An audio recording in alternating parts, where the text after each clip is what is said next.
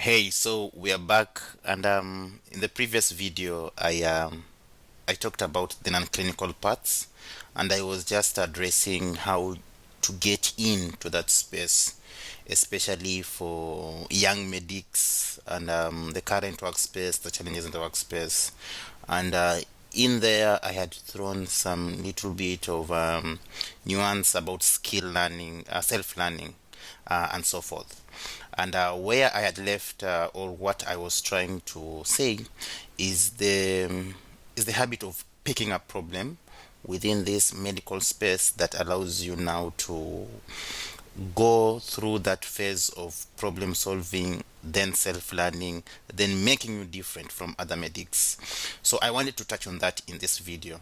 However, to give some little bit of context, and in this case, I will use myself as an example, I wanted to provide some concrete data points to show you how this can be difficult, especially for a young medic, and to show you that you aren't experiencing this alone. This is something that I have experienced, very many people have experienced, but very few people talk about this. And what I'll try to do in this video, I will try to show you my problem, number one. Number two, so my problem that was the reality. Number two, how I have, let me say, changed given time. And then number three, how I even continue struggling to date with something that I faced, for example, six years ago. Okay, so back to context. You are a medic. You are thinking of non-clinical parts, and you're thinking of making yourself a bit different from your cohort, so that you can be competitive in a way. So that is the context. So then I talked about self-learning, and then number one, I said you need to have a North Star. Okay, North Star check. Number two, the picking a problem. So that's what you're doing today. So over here, for example, I have a WhatsApp message that I surprisingly took a screenshot all the way back in 2020. So in this, I'll just read it out verbatim. You can just follow along. So in this message, I clearly introduce myself as a medical student in fifth year from Kenya. I actually don't remember why I was messaging at this point. I think I was taking down notes, or even just messaging myself to see how it would look like. But to be honest, I don't remember who I sent this out to. So the most important thing from this message is I want you to take note of how I was framing my problem, how I was going out to pick the problem. Okay, then I will show you a bit of nuances that I didn't realize I was doing that have actually helped me when I look back. So in this case, I start with a problem and I say, given the current situation of COVID-19, this was during that lockdown time. We haven't been doing a lot of schoolwork. This has given an opportunity to explore graphics design. Again, not problem yet, but I'm giving out the context. Then I say I stumble across data science and how hospital institutions can use medical data to help improve patient care and outcome. Unfortunately, patient data hasn't been readily available in most clinical setups around here due to use of old system management of data, no proper technology in place to help in the delivery of patient data. So in this case, this is the first time I I pick my problem. Okay, so that's one important thing I want you to realize is that I pick a problem. I pick a problem in healthcare, I pick a problem in data, and then I pick a problem within the system. Okay, so patient care, data, and the system. So those are the three problems that I have seen based on my interaction. Okay, so that's number one. Then number two, I go about talking about skills. Okay, so this is interesting. So I say, using my design skills, I was hoping to come up with a design system that will enable easy data accessibility to both patients and clinicians to further improve the outcome of patient care. Then I go ahead and say it will be an honor if you'd share some advice on the way forward, or even starting points that I could consider to begin with when it comes to handling of medical data. Beautiful. So what I want you to understand, and you can even reference the article that I had, is that over here I pick a problem. And just to give you the context, is that I'm a fifth year student. So that means that to some extent, I really haven't internalized the depth of this problem. Okay, so this problem is obviously a systematic problem. It's obviously like at this moment, I wouldn't say I was the best person to come and solve this problem. However, I had developed the insight of trying to pick out problems and trying to, let me say, address them in one way or the other. And to give you more context, is that this now, the aspect of me having design skills, bring this problem into context where I'm thinking of, okay, there's this problem within the system, and maybe I would like to solve them with my design skills. So the importance of this is that you can clearly see a let me say a skill gap or a skill gap mismatch, whereby there is no way I could possibly solve this problem with design skills. However, given my mental state, is it my mental state or the state that I was in at that time, I believed that with my skills I could probably solve this problem using this approach. And clearly not, to be honest, but however, I had it laid out in a way that was convincingly enough to myself that I could do this. Okay, so in my article I list out that after getting a problem, you use the skills that you have at that moment to solve that problem. Okay, so in doing so during this time, I ended up making a design system that would potentially solve this problem. Then what happened is that then you realize that there is a gap. So once you realize there's a gap, you realize that there is a gap within you to implement or to solve this problem.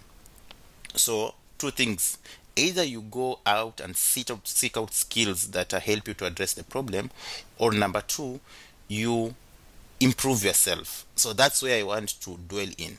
So again, you are a medic, you are trying to get into that public health, health economic space, and you have this kind of worldview. You probably have this worldview where you want to change health systems.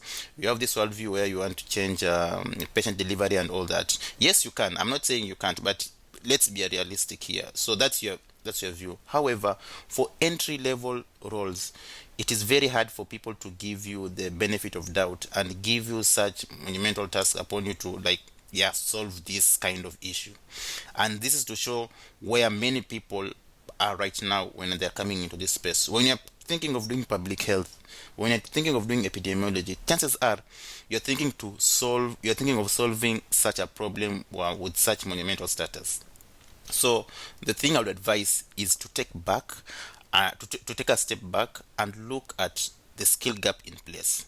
So instead of focusing on this problem, focus on the skill gap in place to help you maybe get to this problem, and then talk about that skill gap in excess. Okay, so that's where I will go next. So in this case, I talk about my design skills, and then I mention about data. Okay, because from the reading here, I'm like, maybe data can help, but I don't know how to get started. At this point, I hadn't started in data science. I didn't know something about machine learning. I didn't know those things. However, I had an idea, and that is where you are coming in. So in this case, getting into this space of health economics, public health, you have an idea how things can work. Maybe data isn't the thing for you. So in this case, maybe you are good at writing. You are writing grants, doing presentations. So that is what I want you to focus in, because that is sort of the guiding step that tells you, given that I'm in public health, economics, and what have you, I can use that to solve this problem that I have. However, don't focus on this problem. Focus on this area where the idea is to iteratively work on this. So by iteratively working on this, what that helps you with is that it helps you connect with people who are actively solving for this problem. I know that seems funny in a way. To I don't know if it's coming out clearly, but the idea is, if you're getting into public health, health economics, and all that, and you're focusing on this as an entry level, you're probably missing the point. It's because people won't give you access to this. No one will trust you enough because of the experience. As I said, they're looking for 3, 4, 5 years. 3 years is the very least I've seen. On average, it's 5 years experience. So If you don't have 5 years experience, trust me, no one, it will be very hard for someone to give you the trust to do this. However, because you want to do this, you need to work on this too, so that you can get into rooms where people are solving this. So in this case, how to pick a problem, how I would summarize it is that the problem needs to be very personal with you. Okay, it needs to strike home. So for example, for me, this is how it was personal to me.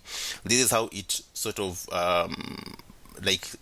striking home for me at that time. Like I was like, okay, at a personal level, this is how I feel about this. So it has to be personal. Otherwise, trust me, after 3 months, even 3 months, after a month, you will have forgotten about the problem. Number two, address the problem from a skill gap perspective. Instead of addressing the problem here, address the problem here. Especially for entry level, address the problem here. And how do you do that? Find that skill gap that is there within you that allows you to communicate, for example, your ideas or your expertise, or that entry level in advocacy enthusiasm in you to get into this room. Okay, so that can be your data skills, that can be your communication skills, that can be even your writing skills, your presentation. If you work on them, trust me, you will get into these rooms where people are having discussions about this. And then number three is you need to focus on improving yourself and not systematic output. So I can assure you, for now, given 2020 and right now, I have no idea how to improve patient outcome based on data. Yes, I have an idea, but I haven't achieved this at all. And it's not something I'll achieve maybe in the next 4 or 5 years, because it's a systemic thing. And by trying to go hard on this, it will be very difficult for me to achieve that as an entry level person. However, my I have improved within the skills capacity of, from example, design skills to the ton of skills I have right now, which again gets me into this room. So that's it. When picking a problem, make sure it's personal, make sure it addresses the skill gap narrative, and number three, make sure you can able to track improvement over time. Okay, so I've talked a lot. Maybe just go over the video again, take time to just to review it. But those are the three most important things that I would mention in terms of picking a problem, especially for entry level people, because once you do that, then it makes you become competitive at that entry level phase. I think that's how I'd put it. Yeah. I still have many ideas to showcase, and I'll try to use practical examples, things that I've used, things that haven't worked for me. Even things such as cold emailing, like from a student right now, from how I cold email as a professional, where I still go wrong right now, because I look at this message right now and then look at my messages. I look at these messages from before and I look at my messages right now. There's some things that I still struggle with. However, it's a different kind of narrative. So those are the things that, for example, I would like to talk more about, especially within this space of non-clinical parts, and you're trying to figure it out.